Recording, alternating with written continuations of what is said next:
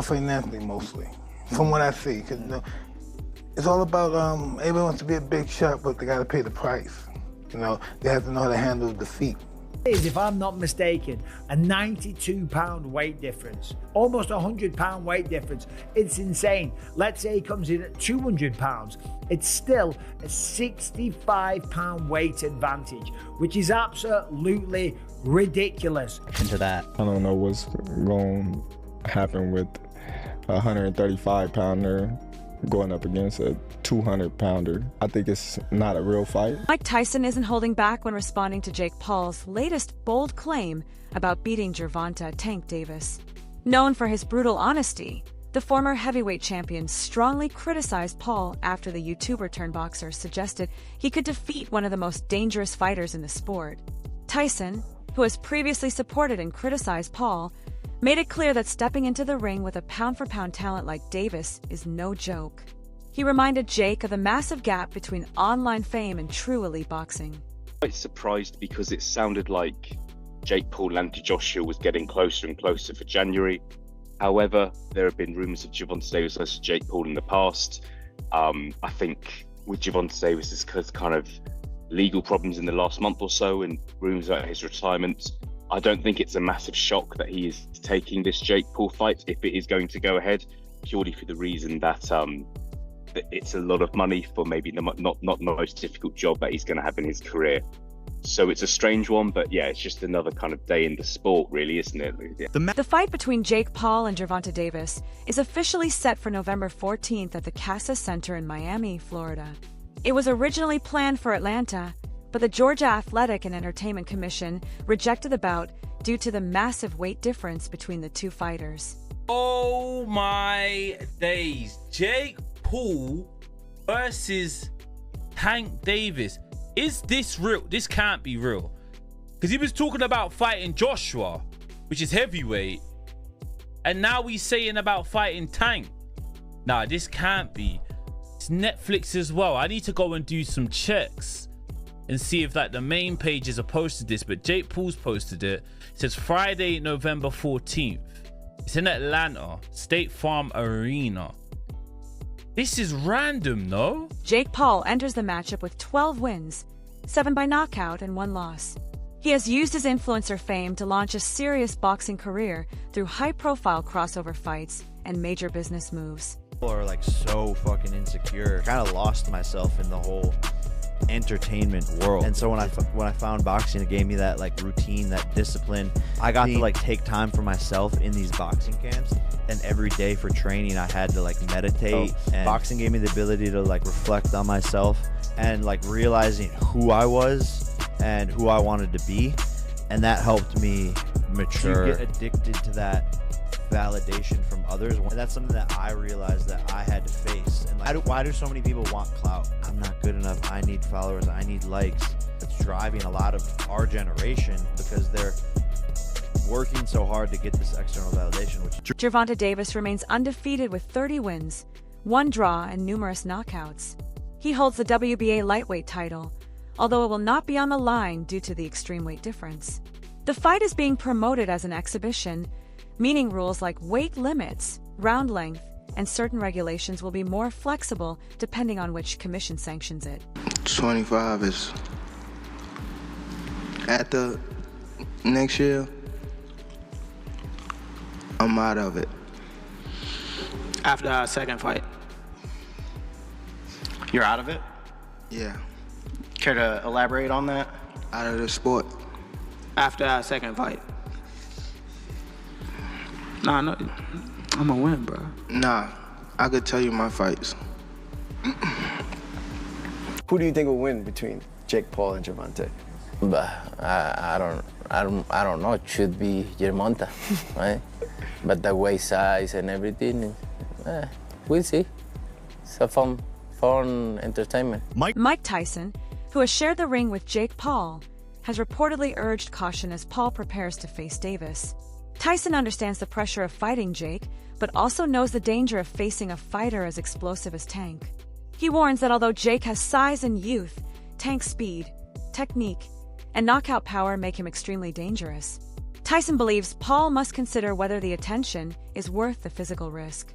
I think Gervonta Davis is probably the greatest fighter around now, but he's got a tough fight coming up. You know, he's the top dog. There's no doubt about it. He showed that. But Barrios, he's a pretty good fighter. Last time I saw him fight, he was pretty durable. Eddie Hearn has raised major concerns about Jake Paul fighting Gervonta Davis, claiming the matchup may be far more dangerous than people think. He warns that the size difference, combined with Davis's skill, could lead to Paul getting badly hurt. While acknowledging the massive financial incentive, Hearn believes this fight could derail Jake's plans, especially a future matchup with Anthony Joshua. According to him, Paul's health is truly at stake here. Gervonta is going to fight Jake Paul in November, and then we'll see what happens if there's an AJ fight. Be interested to go from Gervonta Davis to Anthony Joshua, but I don't think the Chavez fight is terrible. I think it's a smart bit of business. I think it's extremely dangerous for Jake Paul. You know, I've got the general feedback is the boxing world saying, please AJ, go in and evaporate this young man from the boxing world so we can all get on as normal. You've got Jake Paul fans thinking bizarrely they can beat Anthony Joshua. And the most bizarre thing out of everything is that Jake Paul genuinely believes he will beat Anthony Joshua. I think that's the only reason we're going to see this fight, but I truly believe you're going to see it at the beginning of 2026. Former world champion Carl Froch is also alarmed, citing the estimated 65-pound weight gap. Jake Paul has been fighting near 200 pounds, while Davis competes at 135 pounds. Froch argues that no real boxing commission would license such a fight. He warns that one heavy punch from Jake, especially a wide, swinging blow, could cause serious damage. I don't really take Jake Paul that serious. He can't really box. He can have a little fight, he can have a swing. He swings away, stands up straight, and he throws punches, but it's not professional boxing. Because when I watch him box, he does so much wrong. It's just, everything's wrong. It's so bad. He's got leaky defence. He telegraphs his punches. Like, you put him with someone his own size, it was a professional, and it's a mismatch. And you'll see that if he ends up fighting somebody. Tommy Fury, bless him, he's a pro boxer, but he's inexperienced. He's got no amateur pedigree. He's a raw novice, or maybe just above the raw novice. I was saying earlier, where would I put him in terms of levels? He'd do well to win a British title. He's at that sort of level, and then from British title to world level, it's like different worlds. It's like totally different. It's like a different sport. My name was mentioned at his press conference, and he shit himself.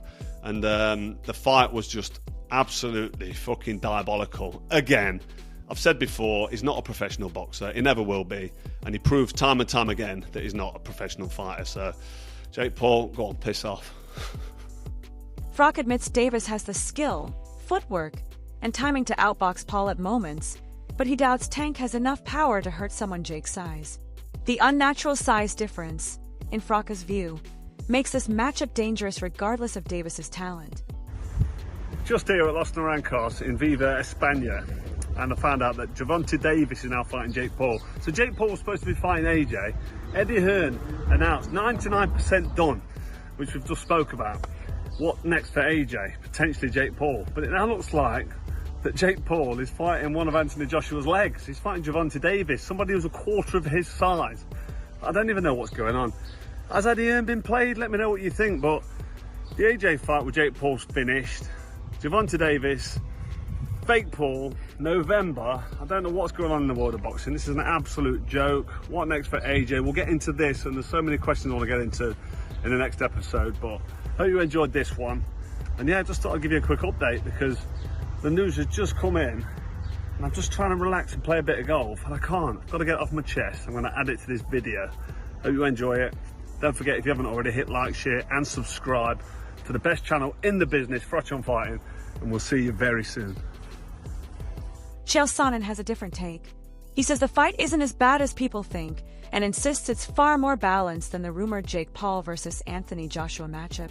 However, Sonnen criticizes Davis for lacking promotional ability, arguing that Tank doesn't know how to hype or sell a fight, which could hurt the event's marketing value. The exact opposite has happened.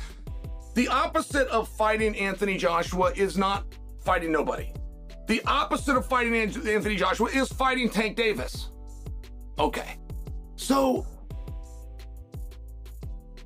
there's one big glaring issue for me. It's just your partner being Tank Davis. Tank is not the guy that knows how to sell a fight. Tank cannot sell a fight in his own division. It could be a title fight, a contenders fight, a main event fight. He could be the favorite. He could be the underdog. Tank doesn't know how to bring that information to you guys in a way that is compelling. And Tank is already blinking in this situation. You have one guy who is argued amongst the pound for pound current greats in boxing. You have another guy that has suggested he should not even be allowed to box, that he should have to call it something different. He should not be licensed. He should not be ranked in the top 14. He should never be selected for a world title. Okay. Joe Rogan continues defending Jake Paul's legitimacy, arguing that criticism is often rooted in his celebrity background rather than his actual boxing skills. Rogan believes Paul has shown solid technique, real power, and legitimate in-ring performance, slowly forcing early doubters to acknowledge him as a real boxer. Jake Paul wasn't Jake Paul if he wasn't this YouTube guy. He was just a boxer. And you see a boxer knock out the former UFC welterweight champion, not just the former, but one of the best ever. Knock him out with one punch like that. You're like, oh man, have you seen this Jake Paul dude coming up? He's fucking for real. Because nothing about watching him fight, to me, screams like he's in over his head. Nothing. He looks like a real boxer. Critics, however, say Jake Paul's victory over 58-year-old Mike Tyson is part of a troubling pattern, facing older legends instead of real, active competition. Figures like Carl Froch argue Paul's success is based on showmanship, not true boxing excellence. Jake Paul, you've lost your mind if you think you can go toe-to-toe with Anthony Joshua. Listen, let's not get confused, guys. Let's not get confused. Yes, cool. Anthony, he took a big L with Daniel Dubois. But Daniel Dubois is not no joke, bro. He's not a joke. You know what I'm trying to say? He took a L there, but Jake Paul, I got the utmost respect of what he's done, how he's managed to navigate through the boxing world. Like, bro, it's so mad. And I can see this is like a 90%. It's happening, it's positioning, it's marketing already. Like, why would you see Jake Paul go face to face with Alexander Usyk if it's not to position for a fight for Saudi? Obviously, Jake Paul's gonna fight Anthony Joshua. There's possibly gonna be a Usyk against Tyson Fury 3, because obviously the last two were so close. But you never know. It can also be a Usyk against Derek Chisora. Do you know what I mean? You never know. Rumors continue growing about a potential Jake Paul versus Anthony Joshua showdown in early 2026. Paul's manager, Nakisa Baidarian, confirmed that discussions are happening and that massive venues, including Wembley Stadium, are being considered. Jake keeps calling out Joshua and claims he can pull off a shocking upset. Everyone's been wanting to see it happen. Who will be the king of the United Kingdom? And who will be the queen of the United... Too soon? I'm praying that boxing doesn't happen to this fight, and what I mean by that is politics. People trying to take more money than they deserve. Fuck the money, get in there, make fucking history. This is one of the biggest fights that could happen over this past decade. Make it fucking happen, Eddie Hearn. Make it fucking happen, Frank Warren. Make it happen, Tyson. Make it happen, Anthony Joshua. We don't need fucking excuses. Don't let boxing ruin this fight. Get in the fucking ring and fight like men. Eddie Hearn is open to the idea, saying the fight would generate huge attention. But critics warn Joshua risks damaging his legacy by giving Paul such a platform. Meanwhile, Jake uses this growing buzz to position himself as a dangerous wild card in heavyweight boxing. Let's talk about AJ ever so quickly. I watched Jake Paul the weekend. I feel a bit dirty saying that because I'm not a fan of his, but he did say after the fight that he's sort of having DMs or he's dropping text messages to AJ. They're having a chat about a potential fight. What's your view on that, Eddie? Well, look, he's calling out Gervonta Davis, who is a 135-pound lightweight, and he's calling out Anthony Joshua, that's a heavyweight monster. I think Jake Paul is crazy enough to fight Anthony Joshua, because the money would be absolutely obscene. It's a catastrophic mismatch that people would tune in to watch because it would lead to the end of Jake Paul.